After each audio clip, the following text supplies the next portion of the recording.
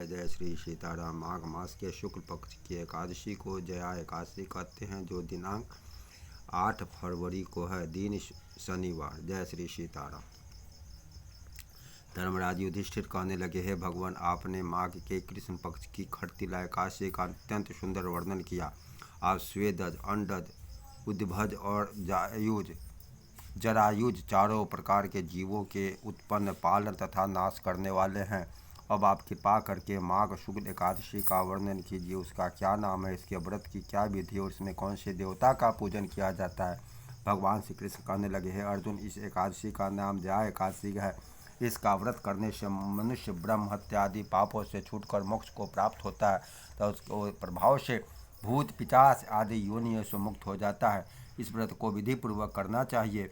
अब मैं तुमसे पद्म पुराण में वर्णित इसकी महिमा की कथा कहता हूँ। देवराज इंद्र स्वर्ग लोक में राज करते थे और सब देवगण सुखपूर्वक स्वर्ग में रहते थे। एक समय इंद्र अपनी इच्छानुसार चंदन वन में अप्सराओं के साथ विहार कर रहे थे और गंधर्व गान कर रहे थे। उन गंधर्वों में प्रसिद्ध पुष्पदंत तथा उसकी कन्या पुष्पवती और चित्रसेन तथा उसकी स्त्री मालिनी भी थी। मालिनी का पुत्र पुष्पवान और उसका पुत्र माल्यवान भी उपस्थित थे। पुष्पवती गंधर्व कन्या माल्यवान को देखकर उस पर मोहित हो गई और माल्यवान पर कामवान चलाने लगी। उसने अपने रूप, लावण्य और स्वभाव से माल्यवान को वश में कर लिया। हे राजन, वह पुष्पवती अत्यंत सुंदर थी। तब वे इंद्र को प्रसन्न करने के लिए गान करने लगी, परंतु परस्पर मोहित हो जाने के कारण उसका चित्त भ्रमित हो गया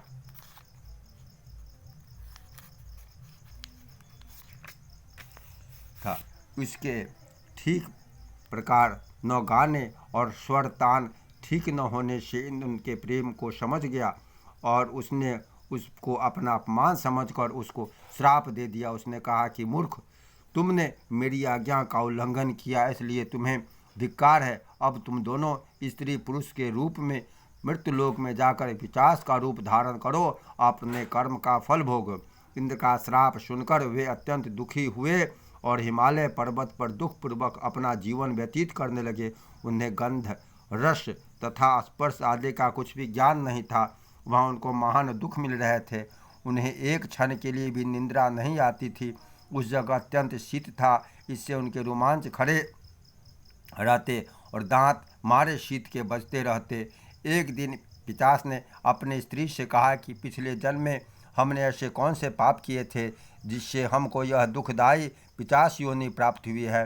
इस पिशाच योनि से तो नरक के दुख सहना ही उत्तम है, अतः हमें अब किसी प्रकार का भी पाप नहीं करना चाहिए। इस प्रकार का विचार करते हुए वे अपने दिन व्यतीत कर रहे थे।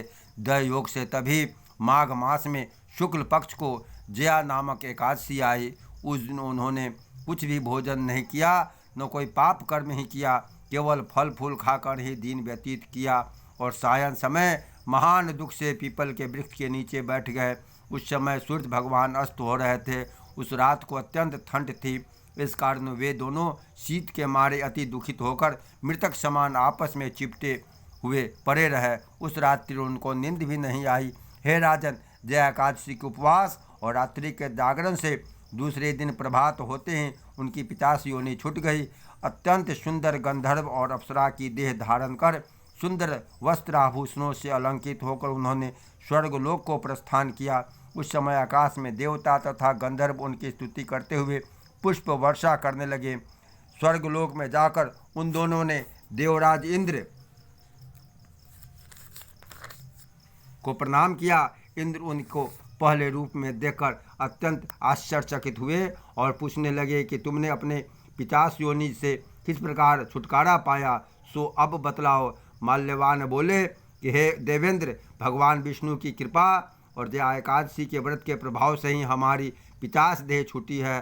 तब इंद्र बोले कि हे माल्यवान, भगवान की कृपा और एकादशी के व्रत करने से न केवल तुम्हारी पिशाच योनि छूट गई, वरन हम लोगों के भी लिए भी वंदनीय हो गए, क्योंकि विष्णु और शिव के भक्त हम लोगों के वंदनीय हैं। अतः आप धन्य हैं। अब आप पुष्पवती के साथ विहार करो। भगवान श्री कृष्ण कहने लगे, हे राजा युधिष्ठिर, इस जया एकादशी के व्रत से बुरी योनि छूट जाती है। जिस मनुष्य ने इस एकादशी का व्रत किया है उसने मानो सब यज्ञ जप दान आदि कर लिए। जो मनुष्य एकादशी का व्रत और करते हैं वे अवश्य ही हजारों वर्ष तक स्वर्ग में वास करते हैं।